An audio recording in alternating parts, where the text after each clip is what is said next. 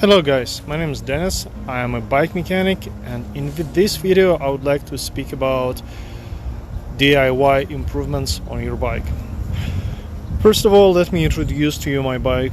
It's a custom built Stromer ST2S with a white frame. A brief story, how did I get it?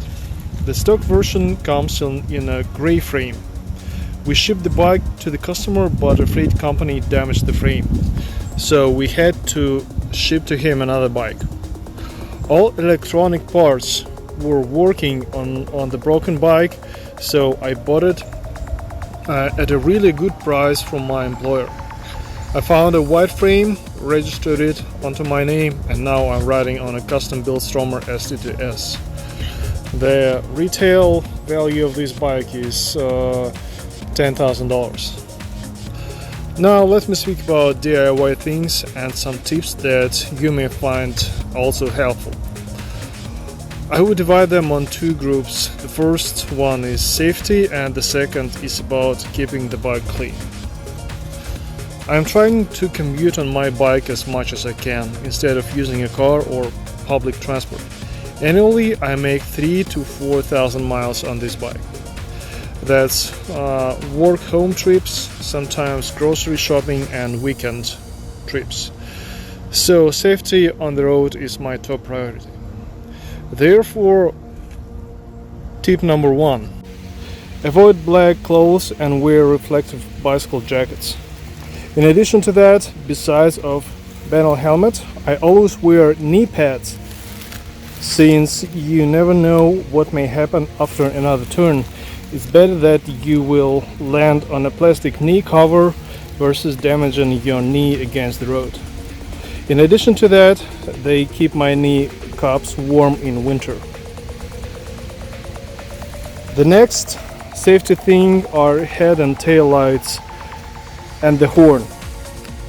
The horn I made from a car horn and RC battery for 18 volts. That thing is ridiculously loud. By the way, the battery can be also taken from a cordless drill. The button that I took from a gear brake lever with integrated horn button.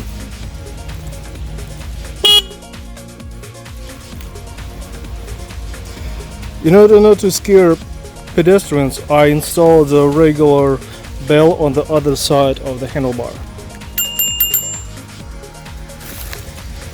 Another safety thing I have is a chain wrapped around the seat and the frame on the other end. And the last safety device are the handlebar shields. I made them mostly to prevent my fingers from freezing as I commute year round. I made them out of a thick rubber. One side is mounted between shifter and brake, and the other is just freely stays on the bar end. You can find on the market hand warmers that mounts directly on the handlebar, but I found them ugly. And speaking about the bar ends, they are helpful as well, especially when you hit something. They would keep distance between an obstacle and your arm, and when you fall, your arm won't slide off and hit the asphalt. In addition to that, when I fix flat on my bike, I flip it upside down and the bar ends are raising my handlebar controls above the ground. Now let me talk about devices that are keeping my bike clean. The first one are the DIY fork boots, which I made out of 2-inch vacuum hose. I cut it and took off metal spiral. At the very beginning I was quite skeptical about it because of a huge gap. But this hose is working like a cyclone. All heavy grains are separated and staying outside. To be honest, I didn't clean it for months, though ride it every single day. The second device is a DIY long fender. It consists out of 2 hard PVC sheets which you may find in a hardware store, but don't use siding sheets since they are spongy and not rigid enough. So 2 sheets are keeping the fender sturdy on top, and remaining end makes it flexible on the bottom. On top I put a bicycle tube glued with a crazy glue. Thanks for this device, my drivetrain stays clean and my shoes are staying relatively dry in the wet weather. Another DIY thing is a phone holder. It's very simple and costs no money. It consists of a rubber band and a zip tie. Very simple construction.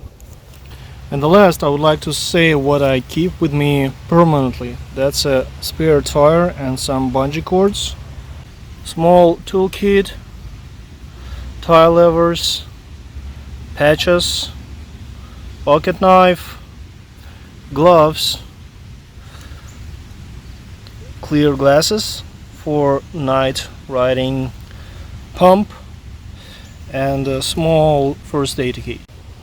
Okay guys, thanks for watching. Be visible, be safe, have no flats. Bye bye.